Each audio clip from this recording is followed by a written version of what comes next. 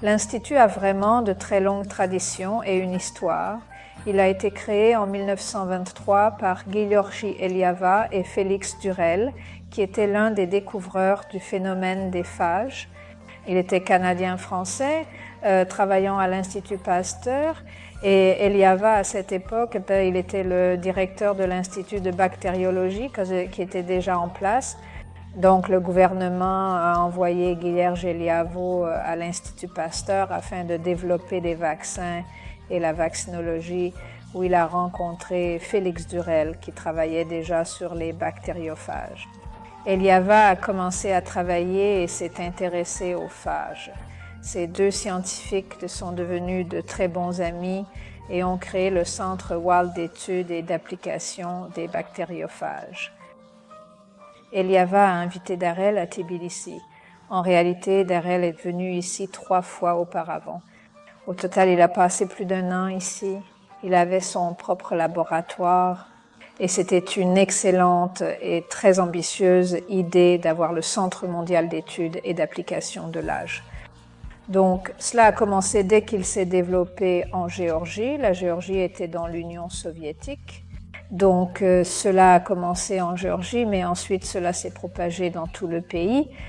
La Géorgie était l'institution leader. Donc, c'était l'Institut des bactériophages, avant d'être nommé Institut des vaccins et SIRA.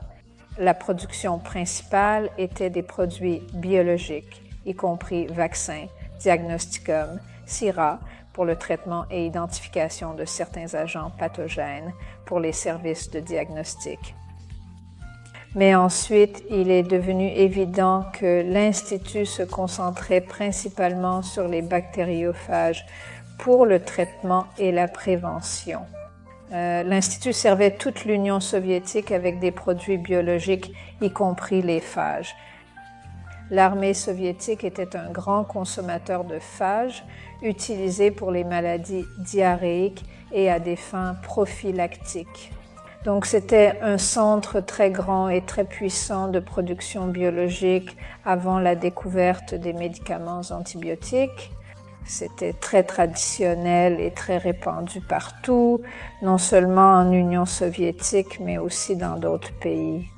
En France, en Allemagne, aux USA, plusieurs entreprises utilisaient des bactériophages pour les maladies humaines et animales. Mais après l'aventure ou la découverte des antibiotiques, l'Ouest a ensuite oublié les bactériophages. Mais il s'est développé dans l'ancienne Union soviétique comme un remède très puissant contre les infections bactériennes. Bien sûr, plus tard, des antibiotiques ont été introduits dans le pays, mais la thérapie par phages et les phages était une partie très importante du système de santé en Union soviétique.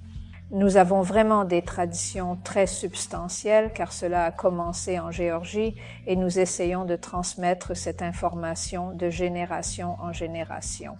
C'est très unique. Des personnes qui ont travaillé pendant l'époque soviétique avec connaissances et expériences substantielles. Donc, nous essayons de le transmettre aux nouvelles générations.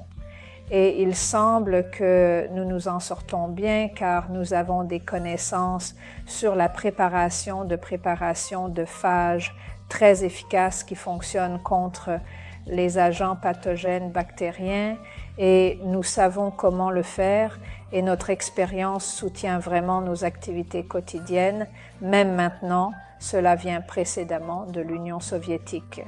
Donc, d'une certaine manière, les autorités nationales ont facilement autorisé les phages. Oui, nous avons la permission de notre production de phages. Nous avons des phages qui sont approuvés en tant qu'agents pharmaceutiques par le ministère géorgien de la Santé.